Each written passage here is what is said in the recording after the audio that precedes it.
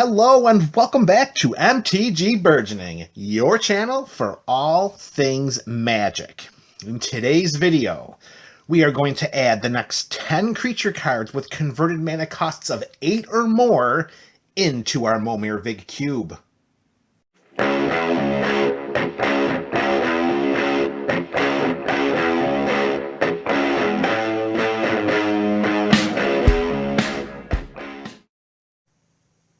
Hello and what's up, MTGBC? That is the MTG Burgeoning community. Welcome back to another installment of our ongoing Momir Vig Cube series.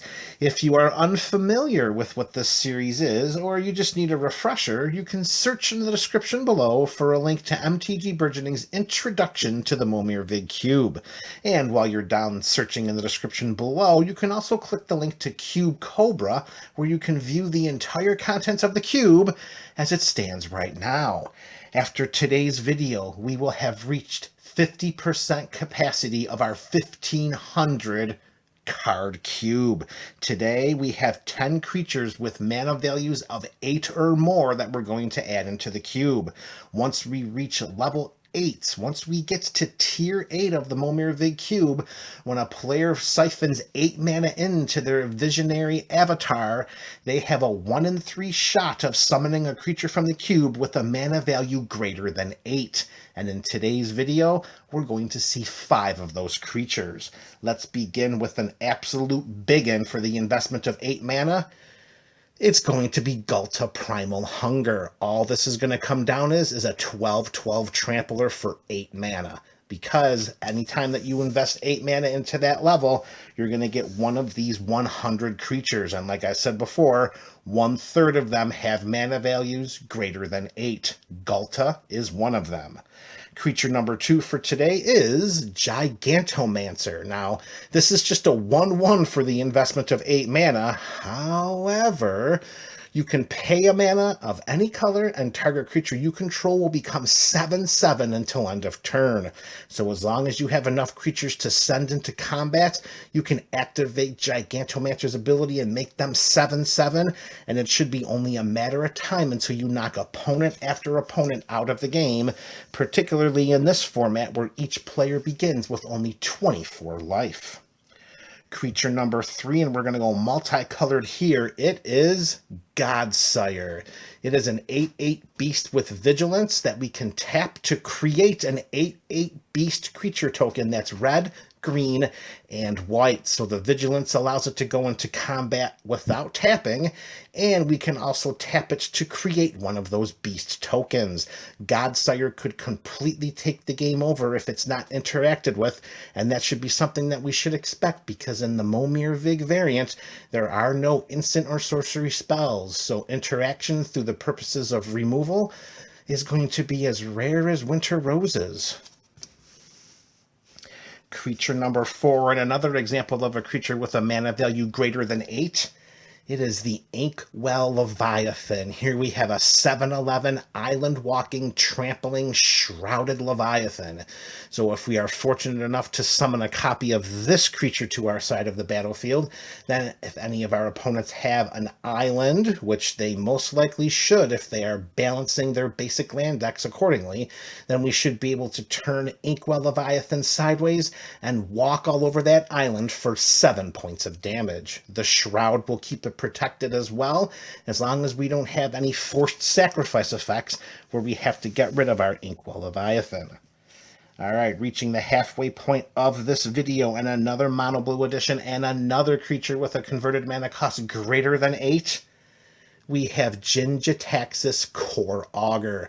This 5/4 Praetor has flash, but in this format the flash is meaningless because every creature summoned from the cube is done so at sorcery speed once per turn.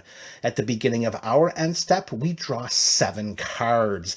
Getting to this point in the game, where we're up to the 8 mana tier, filling our hands with cards will allow us to summon additional creatures through the cube and play more lands, because each time we summon a creature from the Momir Vig Cube, we must discard a land from our hand.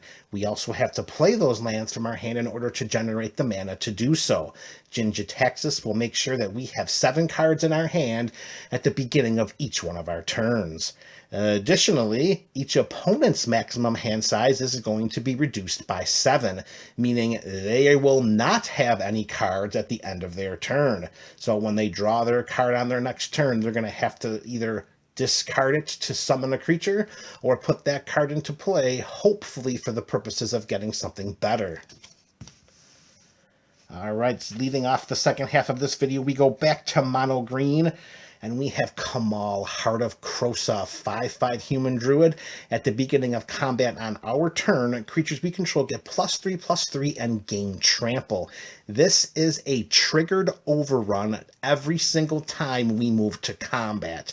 That could be game ending, even more so than that.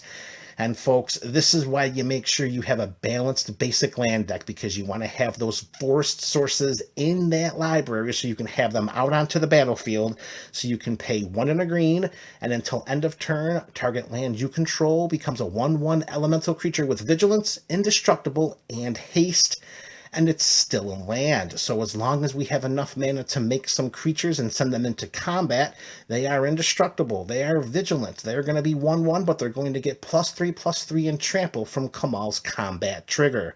So Kamal, Heart of Crossin could come down, and let's be honest, it could act as a game-ending, it can act as a game-ending creature. Next up, we have another mono blue edition, and this is the Cataract Leviathan. It's a 5/5 Leviathan, and when it ETBs, we return all other non-land permanents to their owner's hand. It does have the unearth mechanic, but that is meaningless in this format because Cataract Leviathan, like every other creature summoned from the Momir Vig Cube, comes into play as a token copy of the creature. So once a token leaves the battlefield, it ceases to exist.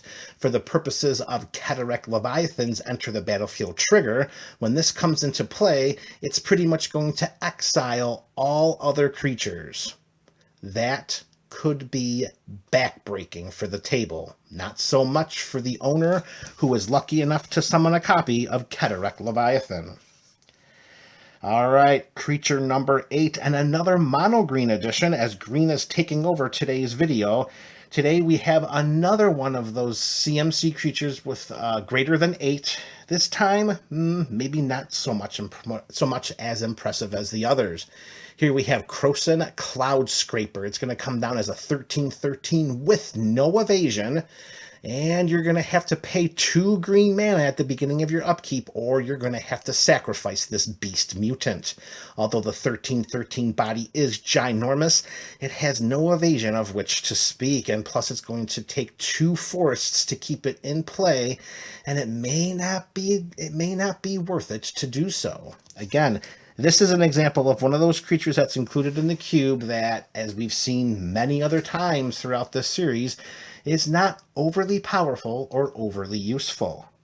All right, creature number 9, and the last creature of this day, of today's creatures that are going to have a CMC greater than 8, it is Kuro Pitlord. We have a 9/9 demon spirit, and at the beginning of our upkeep, we're going to have to sacrifice this guy unless we pay 4 black mana. Now, let's be honest here, folks. If everybody is running their balanced basic land decks and you're up to the 8 spot and you've been summoning creatures on curve, it seems unlikely that you will be able to have 4 black mana available to keep Kuro Pitlord on your side of the battlefield. Its other ability is we can pay 1 life and have target creature get -1/-1 until end of turn.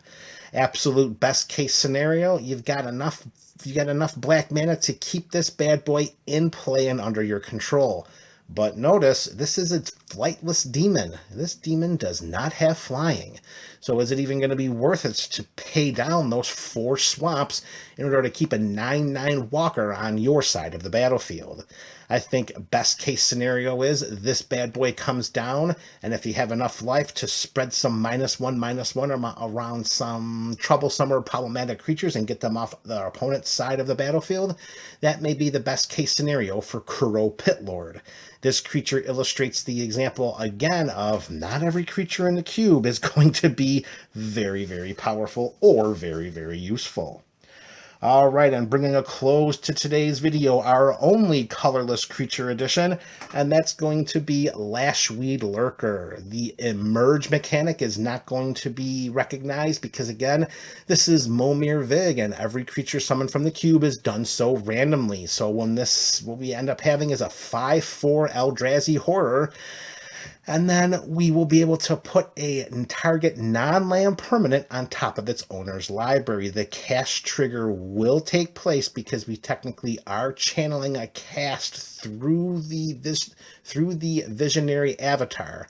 So for the purposes of Lashweed Lurker, again, as we illustrated earlier in this video, every creature summoned from the cube is a token copy. So for the purposes of this variant, Lashweed Lurker reads, when you cast it, you may exile target non-land creature. Target non-land permanent, which will most likely be one of our opponent's creatures.